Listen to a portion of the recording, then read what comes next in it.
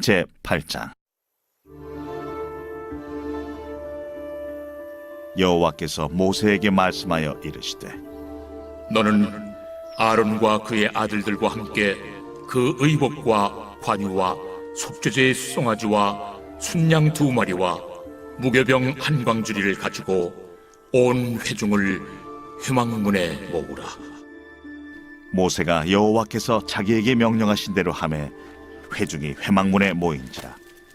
모세가 회중에게 이르되 여호와께서 행하라고 명령하신 것이 이러하니라. 모세가 아론과 그의 아들들을 데려다가 물로 그들을 씻기고 아론에게 속옷을 입히며 띠를 띄우고 겉옷을 입히며 에봇을 걸쳐 입히고 에봇에 장식들을 띄워서 에봇을 몸에 메고 흉패를 붙이고 흉패에 우림과 둠밈을 넣고 그의 머리에 관을 씌우고 그 관 위 전면에 금패를 붙이니 곧 거룩한 관이라. 여호와께서 모세에게 명령하신 것과 같았더라. 모세가 관유를 가져다가 성막과 그 안에 있는 모든 것에 발라 거룩하게 하고 또 제단에 7번 뿌리고 또 그 제단과 그 모든 기구와 물두멍과 그 받침에 발라 거룩하게 하고 또 관유를 아론의 머리에 붓고 그에게 발라 거룩하게 하고 모세가 또 아론의 아들들을 데려다가 그들에게 속옷을 입히고 띠를 띄우며 관을 씌웠으니 여호와께서 모세에게 명령하신 것과 같았더라. 모세가 또 속죄제의 수송아지를 끌어오니 아론과 그의 아들들이 그 속죄제의 수송아지 머리에 안수하매 모세가 잡고 그 피를 가져다가 손가락으로 그 피를 제단의 4귀퉁이 뿔에 발라 제단을 깨끗하게 하고 그 피는 제단 밑에 쏟아 제단을 속하여 거룩하게 하고 또 내장에 덮인 모든 기름과 간 거풀과 2 콩팥과 그 기름을 가져다가 모세가 제단 위에 불사르고 그 수송아지 곧 그 가죽과 고기와 똥은 진영 밖에서 불살랐으니 여호와께서 모세에게 명령하심과 같았더라. 또 번제의 순양을 드릴새 아론과 그의 아들들이 그 순양의 머리에 안수하매 모세가 잡아 그 피를 제단 사방에 뿌리고 그 순양의 각을 뜨고 모세가 그 머리와 각든 것과 기름을 불사르고 물로 내장과 정강이들을 씻고 모세가 그 순양의 전부를 제단 위에서 불사르니 이는 향기로운 냄새를 위하여 드리는 번제로 여호와께 드리는 화제라. 여호와께서 모세에게 명령하심과 같았더라.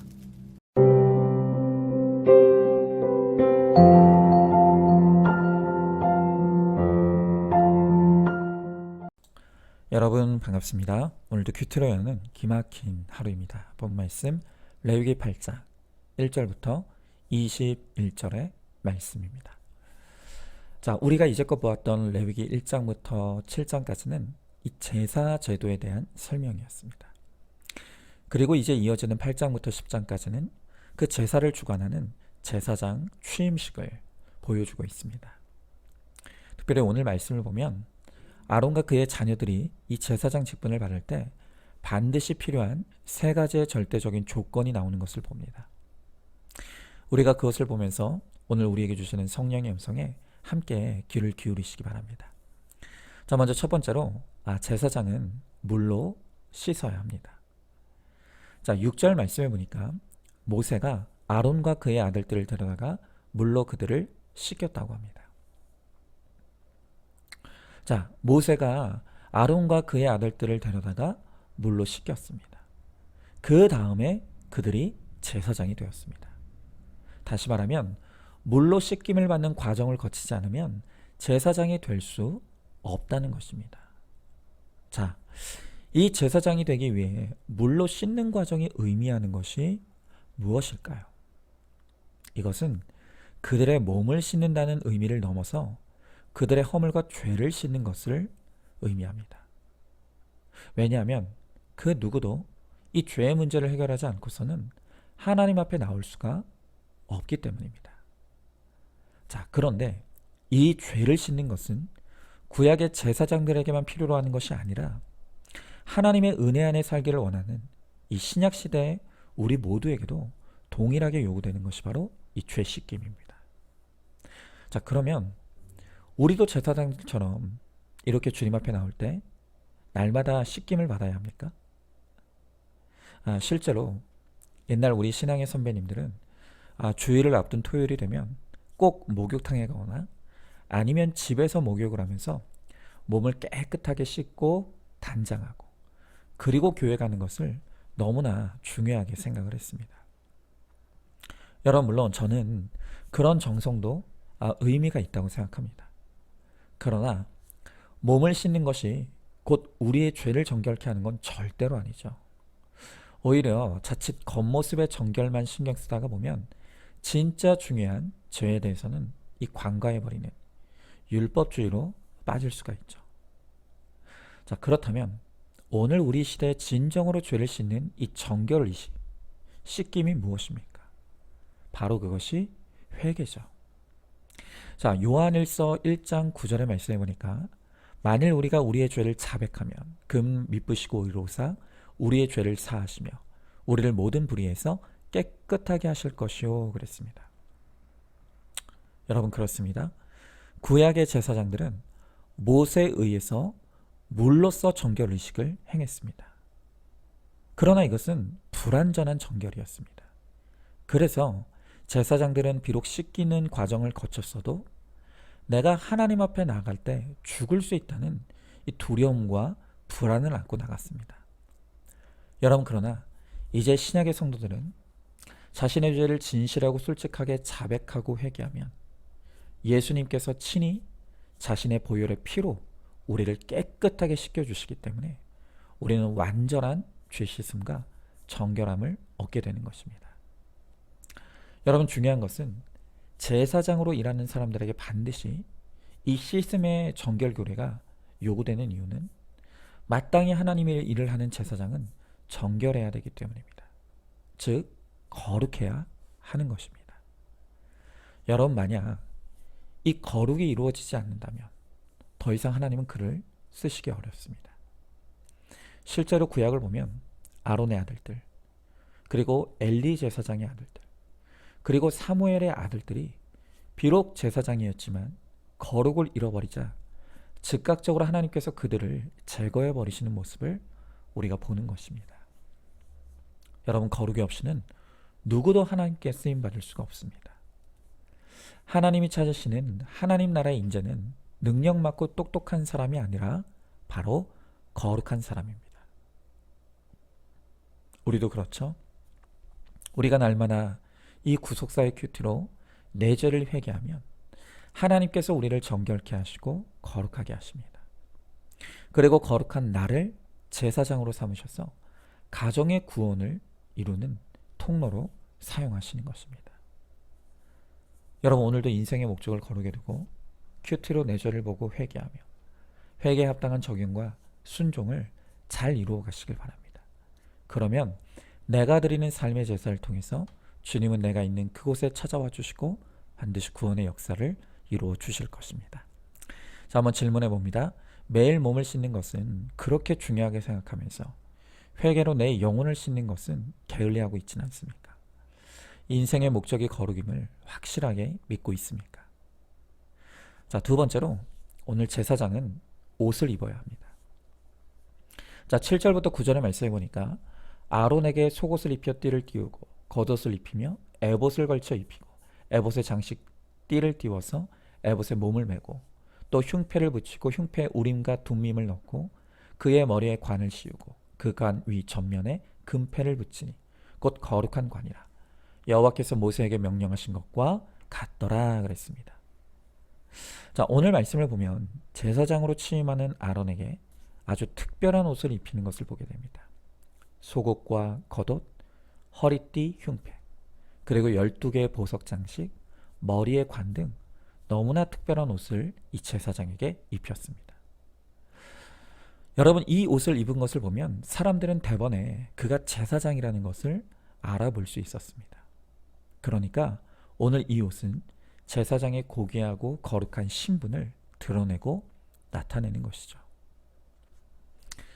여러분, 이제 신약의 시대를 사는 우리 모두를 향해 주님은 우리가 바로 거룩한 제사장이다 라고 분명하게 말씀하십니다. 그렇기 때문에 우리도 반드시 구별되고 또 거룩한 옷을 입어야 하는 것입니다. 물론 이제 우리는 구약의 제사장처럼 그런 특별한 의복을 제작하고 입을 필요는 없습니다. 그러나 그보다 훨씬 중요한 옷을 입어야 합니다.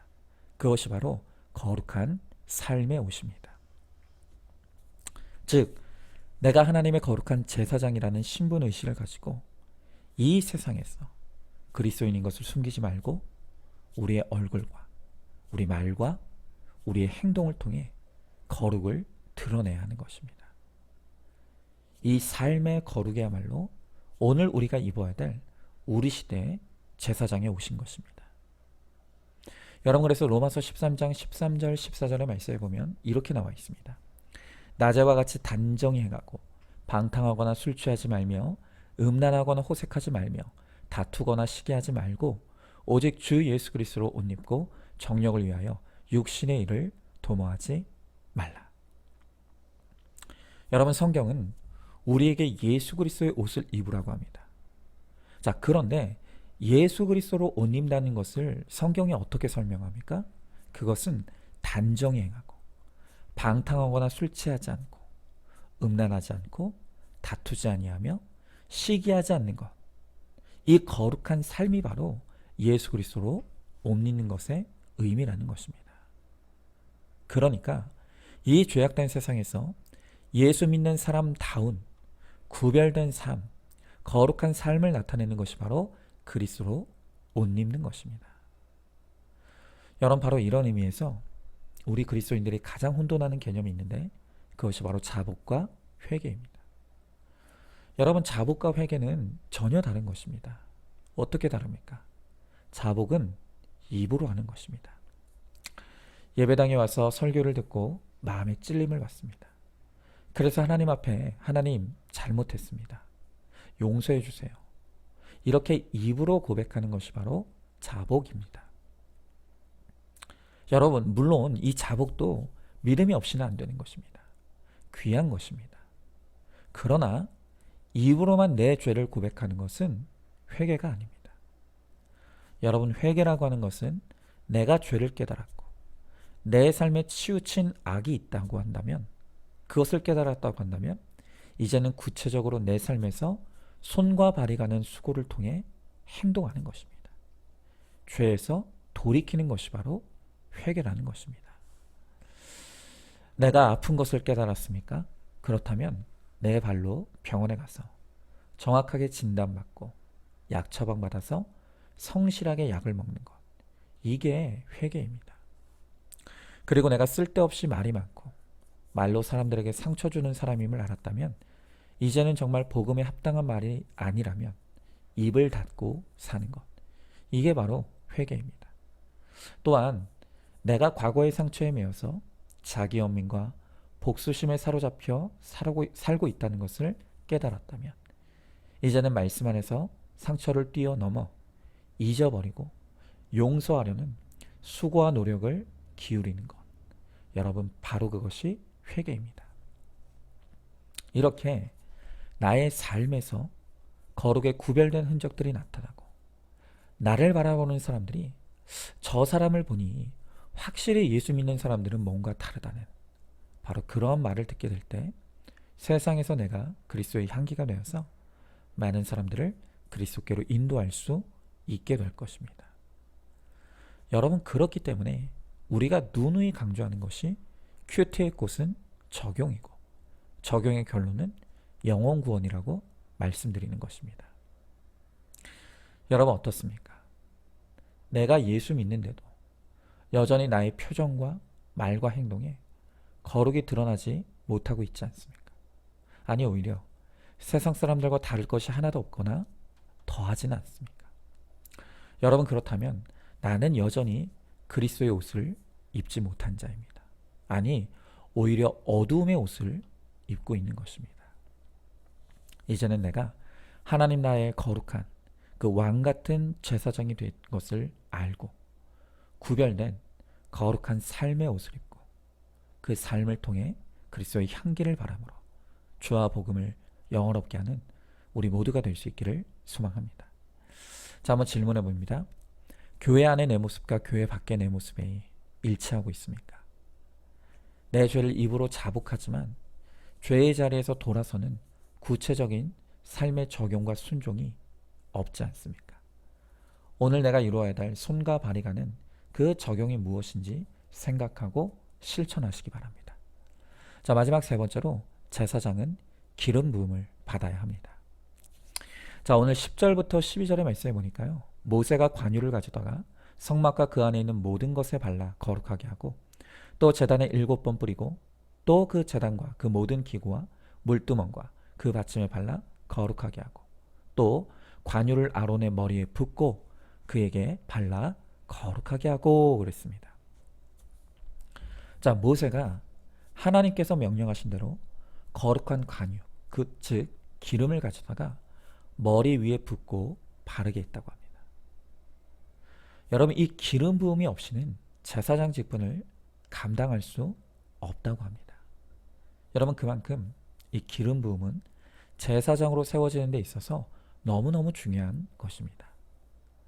자, 그런데 중요한 것은 이 기름 부음이라는 것을 신약의 기자들이 어떻게 이해했느냐라는 것입니다. 여러분, 그것을 고린도서 1장 21절 22절을 보면 이 기름 부음이 신약에서 어떻게 해석되는지가 잘 나와 있습니다. 제가 한번 읽어보겠습니다.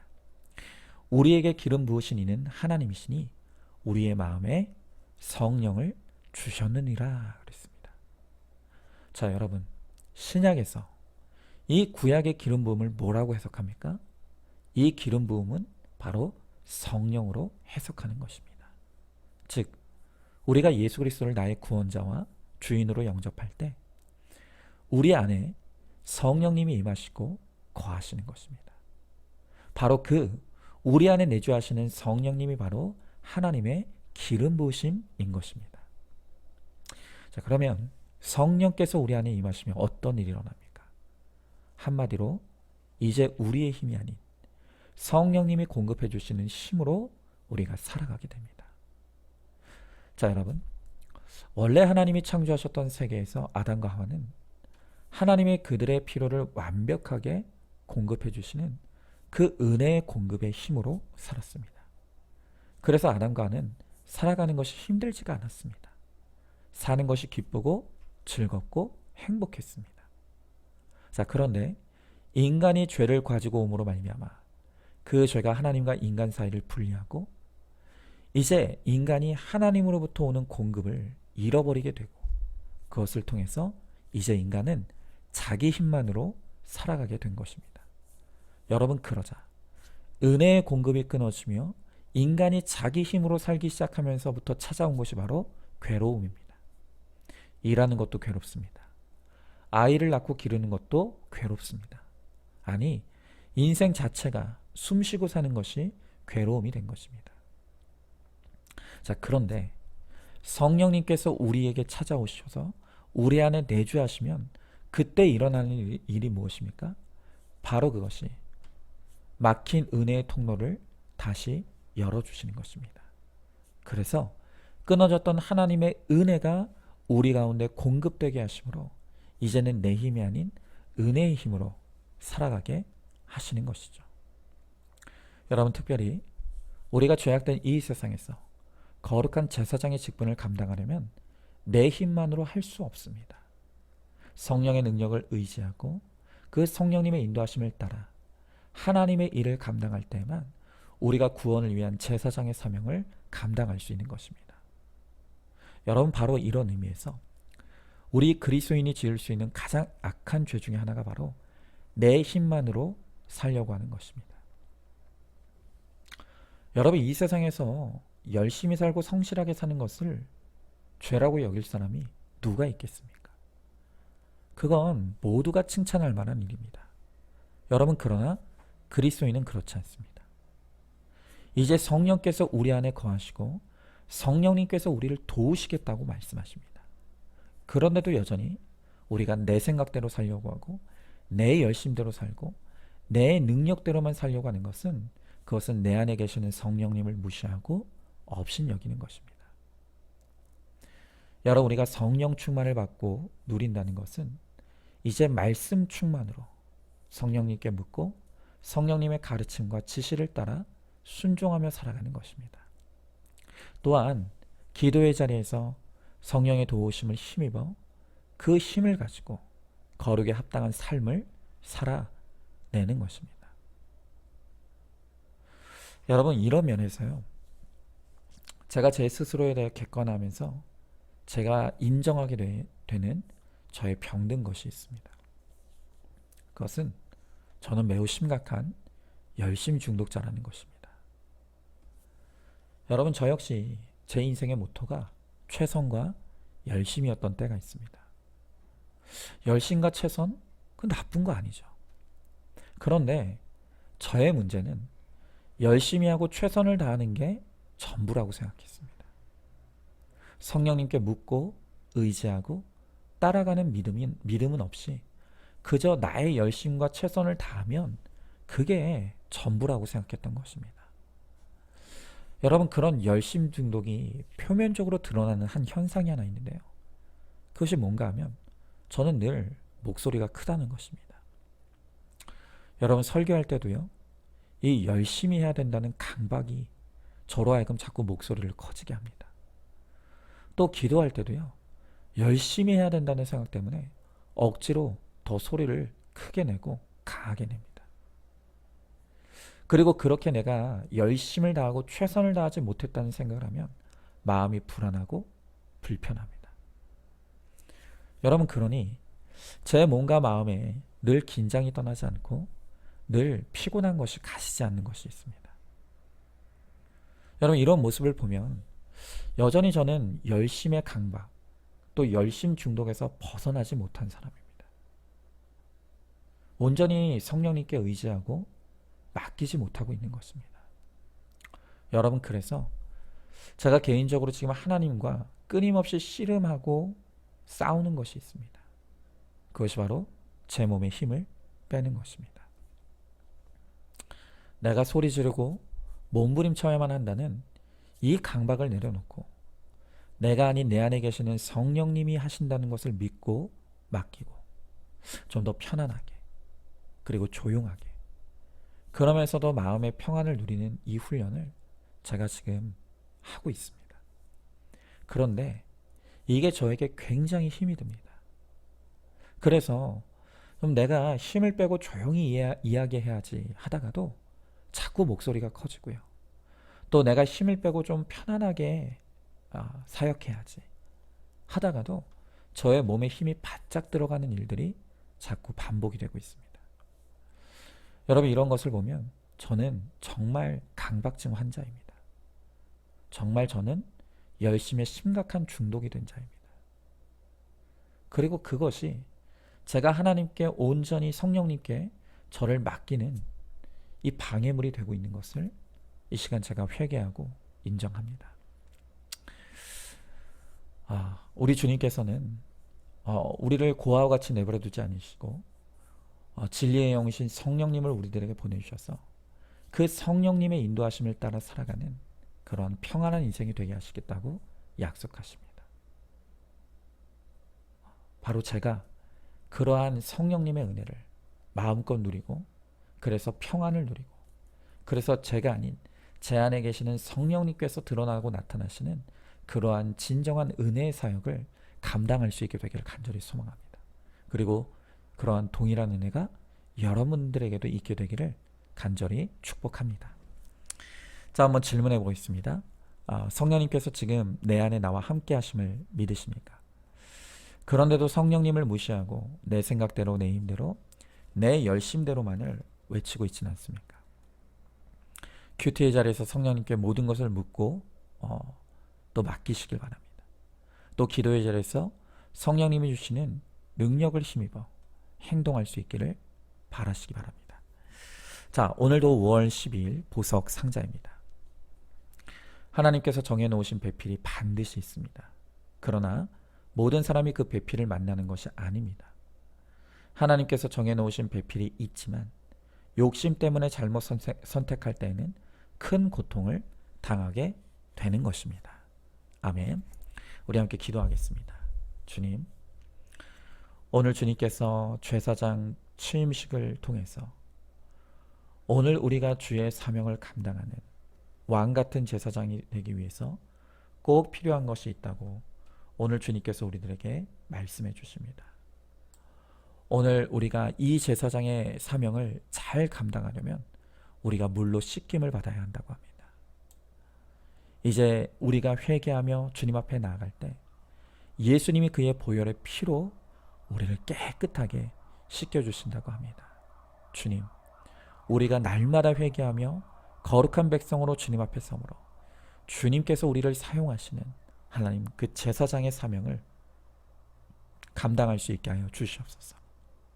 또한 이제 우리의 삶의 거룩을 통해서 우리가 예수 그리스도의 옷을 입게 하시고, 그래서 나의 구별된 삶을 통해서 무사람들이 그리스도의 향기를 맡고 또한 주님께로 돌아올 수 있도록 하나님, 우리가 거룩한 삶의 옷을 잘 입을 수 있게 하여 주시옵소서.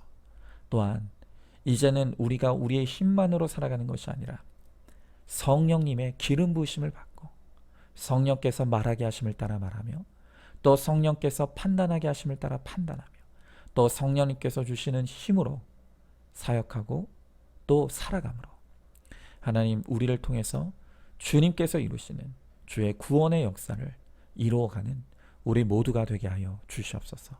믿사오며 사랑이 많으신 우리 예수님 이름 받들어 기도드리옵나이다. 아멘. 오늘도 큐티로 기막힌 하루를 살아내는 하늘가족 공동체 우리 모든 성도님 되시기를 주님의 이름으로 축복합니다.